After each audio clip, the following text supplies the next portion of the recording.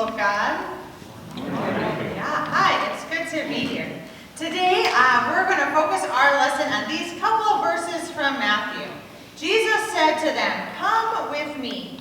I'll make a new kind of fisherman out of you. I'll show you how to catch people instead of fish." They didn't ask questions. They just dropped their nets and followed. It is so cool to be here today, people of God. As I mentioned at the beginning, I am a graduate of Luther Seminary. I graduated with Pastor Eric last year.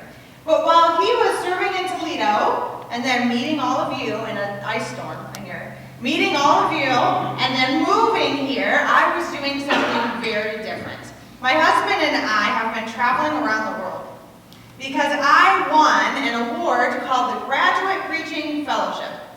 So I get to travel around, preach to lots of people, and I get to learn about the global refugee and immigration crisis and how churches are intersecting with that crisis in very real ways. Sounds pretty cool, huh? Yeah, most of the time it really is. So I get to do some cool things, like speak with all of you. I get to write a blog and travel around the world. I get to meet newly arrived refugees, and I get to advocate for immigrants. If you want to know more, see me after. I'll give you a business card. You can follow my blog and stuff. And it sounds like most of my days are just full of really divine adventures and super extraordinary godly moments, right? Or really? Most days? I mean, it's pretty ordinary. In fact, it might surprise you to learn that despite all of my world adventures, my favorite part is hanging out with folks right here in Michigan. Because I'm from Michigan. We live in Ann Arbor. I was born in Mount Clemens. My family doesn't live all that far from here, actually. So what I really love to do is connect stories of God working in our world right here with the stories of God working throughout the world and see how those connect in amazing ways. And it's really interesting to join you during your Crossroads Lenten theme, because this whole year for me has felt like a crossroad personally. This one-year fellowship is intentionally temporary. It's just the gap between the end of seminary and the beginning of something else. So it's really common that people say, "So, what do you do?" And I say, "Well, I'm a traveling pastor." And they look really confused. "Where's your church?" "Well, I don't have one, pastor, but church." So I'm really thrilled to be the recipient of such a cool fellowship, and I'm really humbled that I get to do this. But trust me, this is not where I thought I'd be doing this year. See, I went to seminary 5 years ago so I could do youth ministry better. And then found out along the way that I'd have to give up youth ministry in order to finish seminary. Then I graduated seminary and thought, like Pastor Eric, I'd be ordained and leading a church. But found out I'd have this gap before ordination. So I'm not your typical pastor right now. And then I won this fellowship, which was amazing. And what I really thought I would be doing would be welcoming all these refugees that Samaritas is bringing into our local area.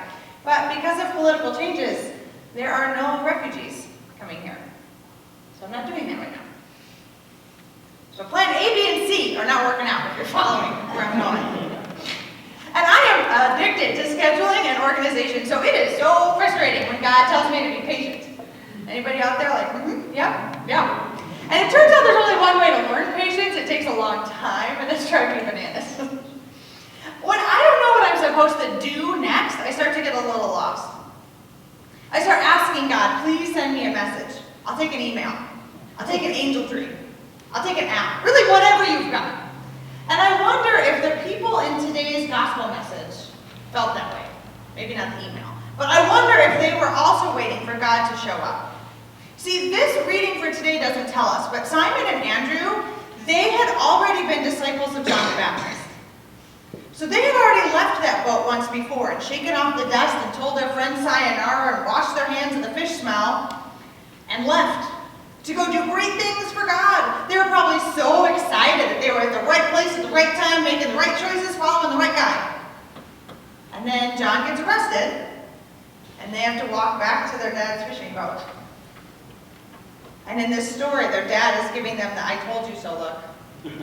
And they're mending their nets, feeling so disappointed.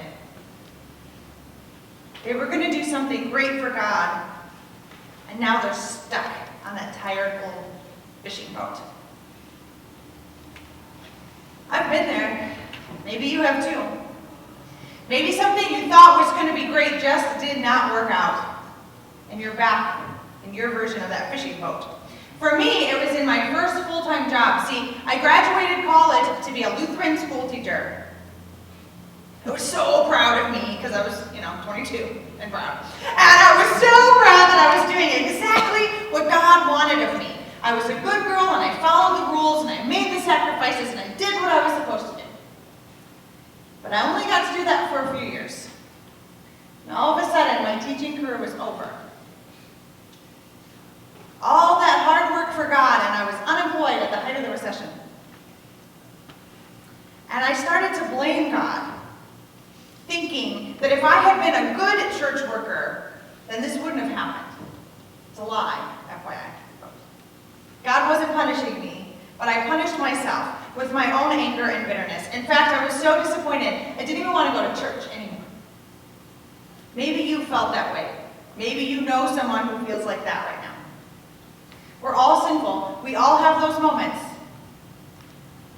And it is in that moment of doubt, in that moment of self-questioning, in that moment of second chances, that's when Jesus shows up and says, "Come on, let's go." Just like he said to those disciples. In today's gospel lesson, Jesus shows up in a really ordinary town, talks to some really ordinary people doing an ordinary job, and he invites them to go do something extraordinary with him. So sometimes, like today's reading, we translate Jesus' words as follow, but that's not a great translation of what Jesus says. Jesus says, "Let's go together. Let's do it together." Jesus promises to make them fishers of men. Jesus is going to do all the transformation in their lives. Jesus is going to form them to be more like who God already is. This is a really important distinction, people of God. Jesus does not tell his disciples to go and do something. Jesus tells his disciples to come and see something. "Come with me," Jesus says. "I'm on the way to the cross, and I want you to join me." See, the disciples are first called into relationship with Jesus. Long before they understood Christ's death and resurrection. See, first they just answered a very ordinary calling to join a friend on a journey. As ordinary people, we're sometimes waiting for a really dramatic mountaintop call experience.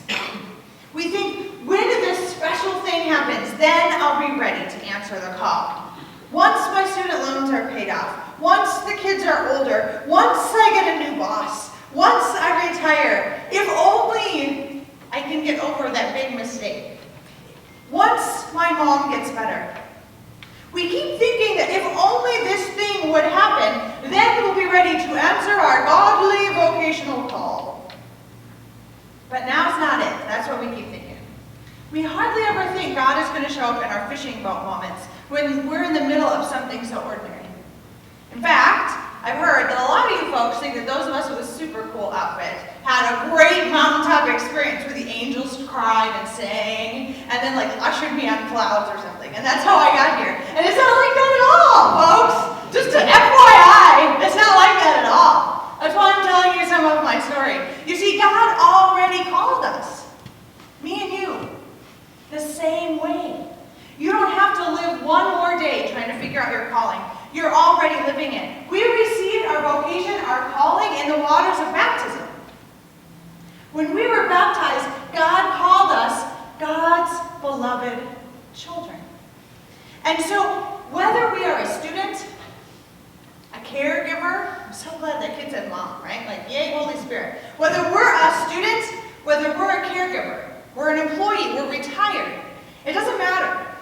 We're living out our baptismal calling, our vocation, when we love others the way Jesus loves them. We're going to find our greatest life purpose through our relationships with other people. So you have a calling right now, in the job you already have, in the stage of life you're already in, with the people you already know.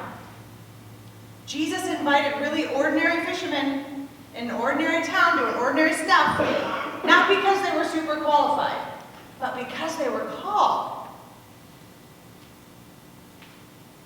When I was at a crossroads several years ago, I kept trying to work harder to transform this sinful world in order to prove to God that I was worthy of an amazing calling.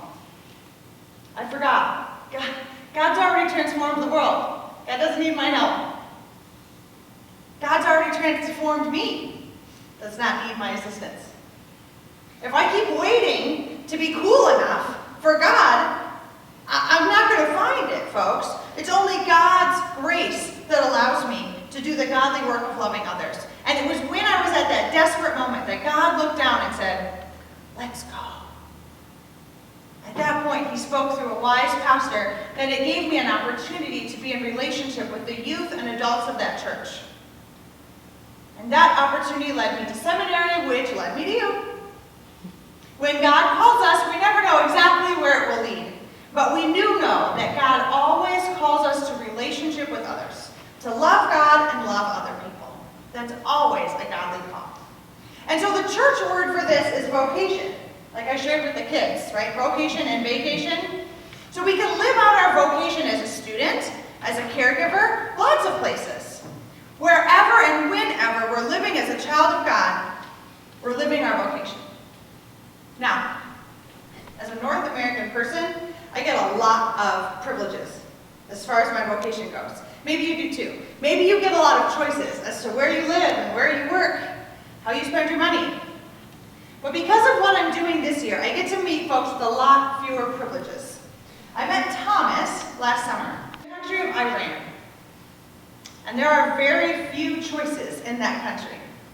He happened to be one of the privileged few that had access to a college education. His family was politically connected, fairly wealthy, so he had a nice house, all the trappings, friends and family, a secure life, college education, future success. And then someone broke the law, told Thomas about Jesus, ruined his life. See, it's illegal to be a Christian in Iran. When Thomas was baptized, that calling to follow Christ is a serious crossroads. Because following Christ meant giving up everything else.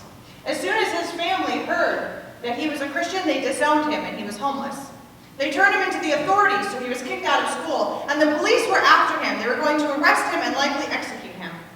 At that point, Thomas decided that following Jesus was more important than any of the other worldly successes he already had. With no money, no papers, no idea what to do, Thomas snuck into Europe, hoping for asylum. I guarantee you, at that moment, Thomas was not praying, asking for God to send him an email to explain his calling. He was praying to God that he would survive. For Thomas, being a disciple of Christ meant complete sacrifice. When I met him, I asked him why he bothered. Why did you give up your whole family, your whole life, your school, your future, everything? And he said, Kelly, that wasn't really a life. He said, I had everything the world said was important, and I did not have a life. When I met him, he was still jobless because he doesn't have papers to work in the European Union. But he said his life as a follower of Jesus was a full life. When he got to Denmark, a Lutheran church much like this one welcomed him, and that became his new extended family. A family in that church, a couple adopted him, even though he was 25 years old, the same age as his adult children. So now he has parents and siblings and nieces and nephews. When we met him, he and his fiancée, another Danish woman, were co-leading Christian groups at their church in English, Farsi, and Danish. He still doesn't have a full-time job. He can't go to university. He can't buy a house. But his vocation is to love people as God has loved him. Thomas was not called by God to do anything. God called Thomas to be a disciple, and then led Thomas into opportunities to love others as he had been loved, to forgive others as he had been forgiven. When Thomas was at this crossroads, Jesus didn't say, go and do this. Jesus said, come on, let's go. So once we stop pressuring ourselves to do something great for God, we are then set free to be loved by God. And once we are loved by God, over time, we're going to keep hearing God's call. Let's go. We're going to learn what it means to be a disciple, just like the fishermen in our story learned to be disciples. Just like Peter and Andrew and James and John, the longer that we keep being God's children and loving others, the more opportunities God is going to give us to respond to that love in our world. So maybe, like me, you'll get to live out your profession and your paid career. Like some of the nurses I've met who are Jesus to the people they heal. Maybe you will dedicate yourself to a volunteer effort at the church. I met a woman last week. She and her friends made 93 quilts last year. They're going to go and help some of the refugees I serve. Those refugees are going to survive the night because somebody in Michigan made a quilt. That's a vocation, folks. That's a calling from God. Maybe you are a parent or you're caring for a parent, and most of your life involves the physical, sacrificial demands of caring for someone else. That is still a vocation. So how is God calling you? Where is God saying, let's go? Whether you're at a crossroads or not, please hear God's message of love. God is saying, you are mine. You are beautifully and wonderfully made. You are loved, and you've been set free to love others. In those moments when you are loved and when you are showing love, that is when you are living out your godly vocation, your calling. So maybe, right now, I'm not a real pastor. Maybe I don't have a full-time job. Maybe nobody really knows what I do all day. But since last time I was at a crossroads, God showed up in a really surprising and unexpected way. I'm pretty confident God's going to show up again at some point and say, Kelly, come on, let's go. And I want to be ready. So right now, I spend my time in God's love. I get to spend my time with refugees and immigrants and congregations, just like King of Kings. I get to share God's love with all of you. I get to travel and see God's love at work all around the world. And I get to connect people together in ways I never thought possible. So maybe you also, folks, maybe you're at a crossroads. While you're sitting there wondering what to do, please take some time to just be. Be forgiven. Be set free. Be loved. Spend time doing the most important things.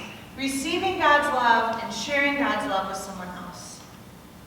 And in the midst of that, you just might hear God calling to you. Let's go. You're going to have a lot of opportunities to share God's love. I'm excited to hear about it. But don't let it stop there, people of God. Because God does not just call individuals. God has called the King of Kings Lutheran Church as a community to shine God's love in the world. I know that you're in a time of transition right now with a brand new pastor, so I don't know what God is calling you to do. But I do know exactly who God is calling you to be. God is calling this congregation to be the gathering of God's beloved children. God is calling this congregation to be a place of welcome. God is calling this place to be a sanctuary, a safe place, where folks can share how God is at work in their lives, where the good news can be proclaimed, where all will find spiritual healing. So while you are living your individual and your congregational vocations as children of God, at some point you're going to hear the voice of God calling, let's go! And then, dear friends, my prayer is that you are ready. You are ready at that crossroads to follow Jesus to the cross, to the grave, and to the empty tomb. That is my prayer, children of God.